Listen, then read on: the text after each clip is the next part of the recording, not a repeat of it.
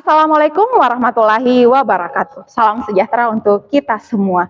Guru hebat, Indonesia kuat. Perkenalkan, saya Rahmaniar M dari SLBN 1 Bulukumba, Provinsi Sulawesi Selatan. Praktik baik kali ini saya mengangkat tema pembelajaran berdiferensiasi dengan judul meningkatkan keaktifan siswa kelas 6 tunarungu menggunakan media multisensori. Saat ini saya mengajar di kelas 6 tunarungu, di mana saya mengangkat mata pelajaran pendidikan Pancasila dengan elemen Pancasila.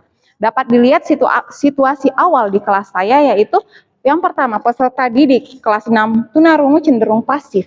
Yang kedua, terdapatnya variasi akademik. Yang ketiga, adanya variasi gaya belajar. Dan yang keempat, pembelajaran yang diterapkan guru masih bersifat konvensional.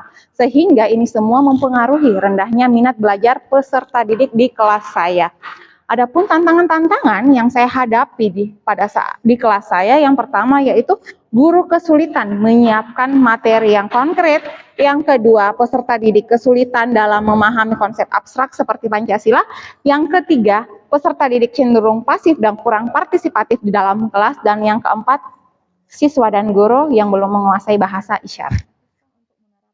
Berdasarkan tantangan tersebut, saya melakukan aksi dengan beberapa pendekatan pembelajaran. Yang pertama yaitu saya menggunakan pendekatan pembelajaran diferensiasi konten, di mana saya mengubah materi yang abstrak menjadi materi yang konkret. Dan yang kedua, saya menggunakan model pembelajaran project based learning.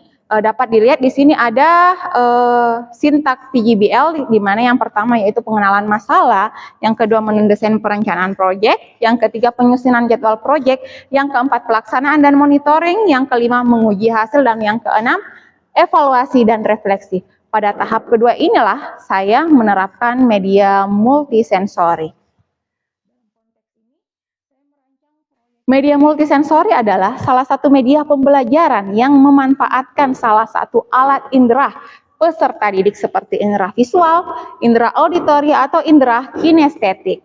Nah, media multisensori yang saya angkat yaitu video pembelajaran untuk menjelaskan konsep Pancasila.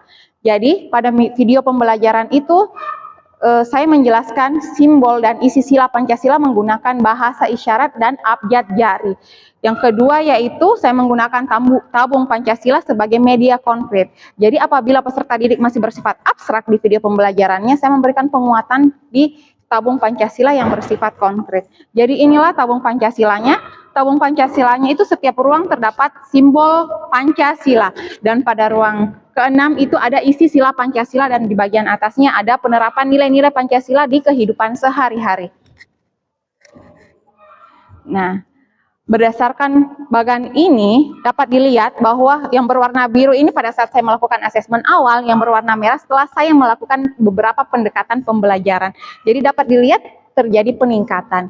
Nah, berdasarkan bagan ini saya dapat merefleksikan. Yang pertama, siswa menjadi lebih antusias dan terlibat dalam pelaksanaan proyek, karena proyek yang dibuatkan di sini adalah siswa membuat pop-up book simbol sila Pancasila. Yang kedua, adanya interaksi antar siswa dan guru menjadi meningkat. Dan yang ketiga, konsep abstrak lebih mudah dipahami dengan adanya media konkret tabung Pancasila.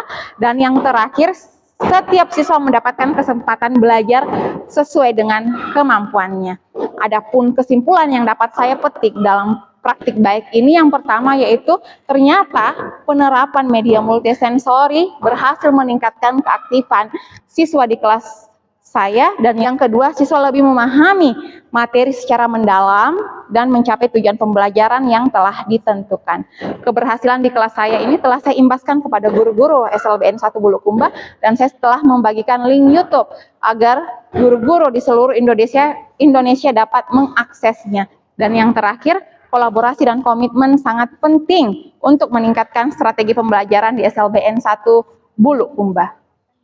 Demikianlah praktik baik yang dapat saya paparkan. Saya Rahmaniar M mengucapkan banyak terima kasih dan Assalamualaikum warahmatullahi wabarakatuh.